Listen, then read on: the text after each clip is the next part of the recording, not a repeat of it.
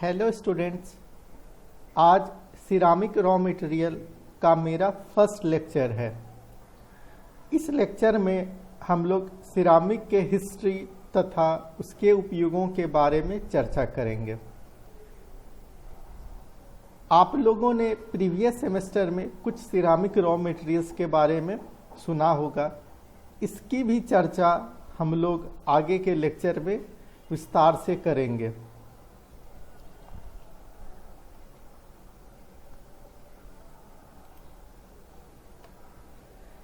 आज के लेक्चर का हमारा लर्निंग आउटकम होगा सिरामिक तथा सिरामिक रॉ मटेरियल्स को डिफाइन करना, सिरामिक मटेरियल्स के हिस्ट्री को जानना, सिरामिक प्रोडक्ट के डेवलपमेंट को डिस्क्राइब करना। सिरामिक एक बहुत ही पुरानी टेक्नोलॉजी है। सिरामिक को हम लोग वर्बली डिफाइन करें तो ceramic are classified as inorganic and non-metallic material that is essential to our daily lifestyle।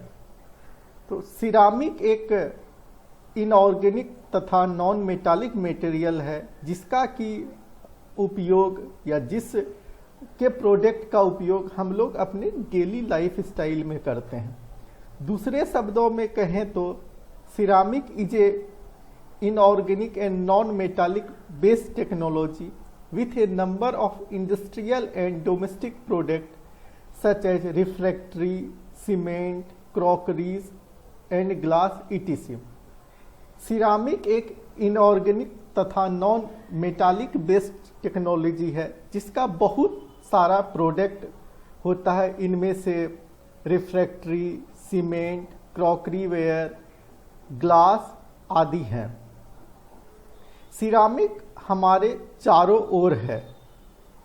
इस मटेरियल के कैटेगरी में tiles, bricks, plates, glass, earthenware, porcelain, insulator, cement, wash basin, ये सब सिरामिक्स प्रोडक्ट ऐसे ceramics products आते हैं जो traditional technology based है। इसके अलावे भी बहुत सारे सिरामिक प्रोडक्ट होते हैं जो एडवांस सिरामिक के नाम से जाने जाते हैं, जैसे कंप्यूटर के चिप हुए, मोबाइल फ़ोन के चिप हुए, सेमीकंडक्टर्स हुआ और भी बहुत सारे प्रोडक्ट। सिरामिक का यूज़ बहुत सारे इंडस्ट्री में भी किया जाता है।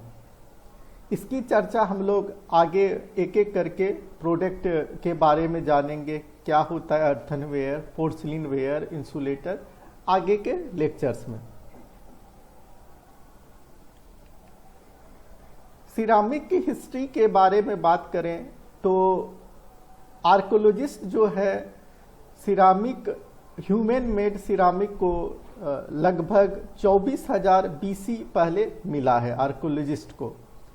ये सिरामिक चेकोस्लोवाकिया में मिला है जो कि ह्यूमन और एनिमल के स्टैचू के फॉर्म में, स्लैब्स के फॉर्म में और बॉल के फॉर्म में। कुछ पोट्री वेसल्स मिले हैं जो कि 9000 BC के हैं और इसका उपयोग उस टाइम, उस पुराने ज़माने में लोग अनाज और अदर फूड आइटम को स्टोर करने के लिए करते थे। और उसी तरीके से कुछ ग्लास के अवशेष मिले हैं जो इजिप्ट के टाइम के हैं। ये अबाउट 8000 BC के प्रोडक्ट हैं। जब पोट्री को फायर करते हैं कैल्शियम ऑक्साइड, सेंड और सोडा के प्रेजेंस में, तो एक कलर्ड ग्लेज बनाता है जो काफ़ी एट्रैक्टिव होता है। और ये एक्सपर्ट मानते हैं कि ये अबाउट 1500 BC के अराउंड का प्रोडक्ट था जो कि ग्लास फॉर्म करता था।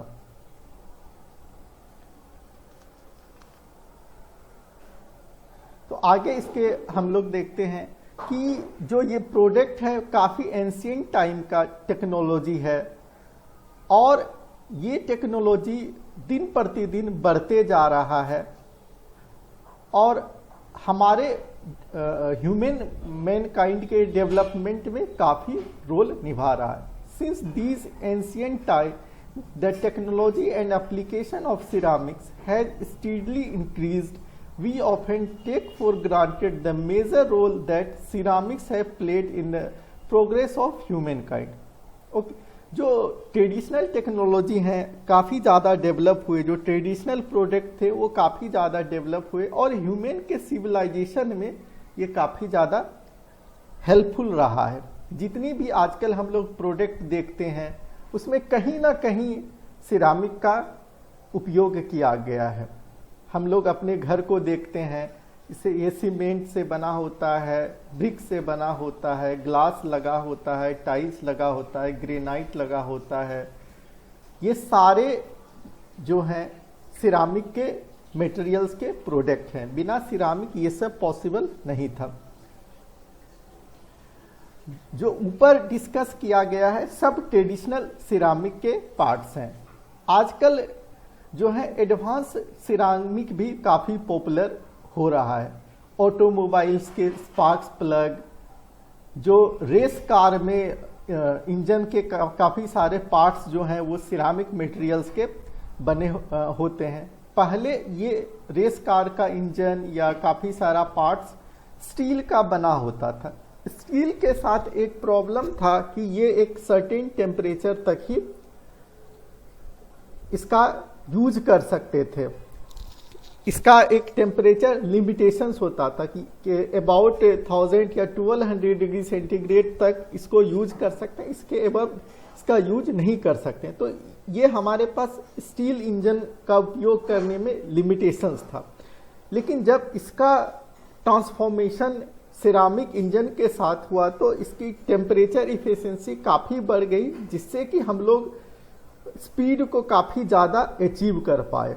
इसी तरह स्पेस शटल में सिरामिक की कोटिंग की जाती है, क्योंकि हम जानते हैं कि जब स्पेस शटल अंतरिक्ष से पृथ्वी पर आता है तो काफ़ी ज़्यादा हीट जनरेट होता है, अबाउट 1600 डिग्री सेंटीग्रेड. उस टेम्परेचर पर कोई भी मेटल सस्टेन नहीं कर पाता है, इसीलिए वहाँ पे सिरामिक की टाइल्स का यूज़ किया जाता है. काफ़ी सारे कटिंग टूल्स बनाने के लिए सिरामिक का यूज़ करते हैं, क्योंकि सिरामिक जो है बहुत हार्डेस्ट मटेरियल होता है, बहुत ज़्यादा हार्ड मटेरियल होता है और स्ट्रॉन्ग मटेरियल होता है. इसीलिए ये दूसरे चीज़ों को आसानी से कट कर सकता है, इसलिए हम लोग इसका कटिंग टूल्स बनाने में भी उपयोग करते हैं. बॉल बेयरिंग में उपयोग करते हैं. बॉल बेयरिंग पहले स्टील का बना होता था. आजकल बहुत सारे एडवांस जो ऑटोमोबाइल होते हैं, जो बड़ी बड़ी गाड़ियां होती है या बहुत कॉस्टली सब गाड़ियां होती है, उसमें जो है सिरामिक के बॉल बेयरिंग का उपयोग किया जाता है, क्योंकि स्टील के साथ वही टेम्परेचर का लिमिटेशंस होता था और टेम्परेचर का लिमिटेशंस होने के कारण उसका यूज एक सर्टेन टेम्परेचर तक ही किया जा सकता था. क्योंकि हम जानते हैं कि बॉल बेयरिंग रोटेट होता है, तो रोटेट होने से वहाँ का टेम्परेचर काफ़ी ज़्यादा बढ़ जाता था. तो जिस मटेरियल का बॉल बेयरिंग बना होता था ये बहुत मेजर फैक्टर था टेम्परेचर का. कंप्यूटर चिप जो सिलिकॉन के बने होते हैं आजकल काफ़ी ज़्यादा पॉपुलर हैं.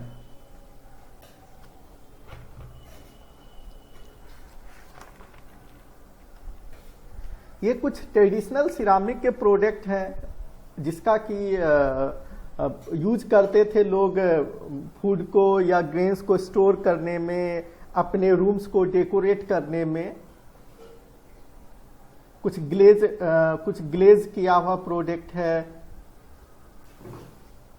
ये 2500 BC में पाया गया एक सिरामिक का पॉट्स है, जिसका कि यूज उस टाइम ग्रेन्स को स्टोर करने के लिए किया जाता था.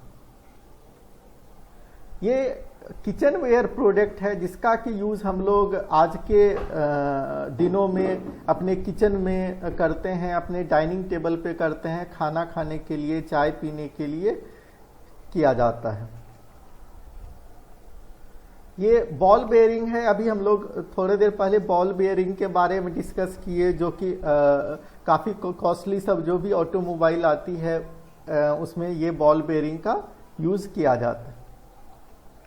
ये सिरामिक इंजन है। हम लोग देखें कि जो रेसिंग कार्स होते हैं उसमें सिरामिक इंजन का यूज किया जाता है, क्योंकि इसका टेम्परेचर लिमिटेशंस ये बढ़ा देता है। ये कटिंग टूल्स के कुछ ये हैं पार्ट्स हैं, या कटिंग टूल्स के जो ब्लेड्स हैं, इसका यूज़ हम लोग बड़े बड़े पहाड़ों को काटने में, बहुत अंदर अंदर जो पेट्रोल निकालने के लिए ड्रिलिंग करते हैं उसके लिए किया जाता है। ये रिफ्रैक्टिव प्रोडक्ट है, और रिफ्रैक्टिव प्रोडक्ट का यूज़ हम लोग जहाँ पे हाई टेम्परेचर प्रोसेसिंग इंडस्ट्री होता है वहाँ पे करते हैं। जो भी प्रोडक्ट हैं, स्टील हो या ग्लास हो या सीमेंट हो या इलेक्ट्रिसिटी हो, या ये सारे इंडस्ट्री में हाई टेम्परेचर जनरेट होता है। हम लोग जानते हैं कि आयरन ओर से स्टील का मैन्युफैक्चरिंग होता है, तो आयरन ओर को हम लोग ब्लास्ट फर्नेस के अंदर पिघलाते हैं।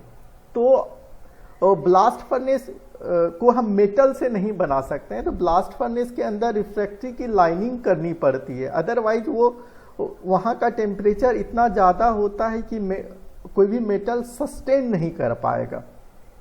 तो ये रिफ्रैक्ट्री की लाइनिंग की जाती है। तो इसके बारे में हम लोग आगे के सेमेस्टर्स में बहुत विस्तार से देखेंगे। आज का लेक्चर हम लोग यहीं ख़त्म करते हैं। Thank you. Good day.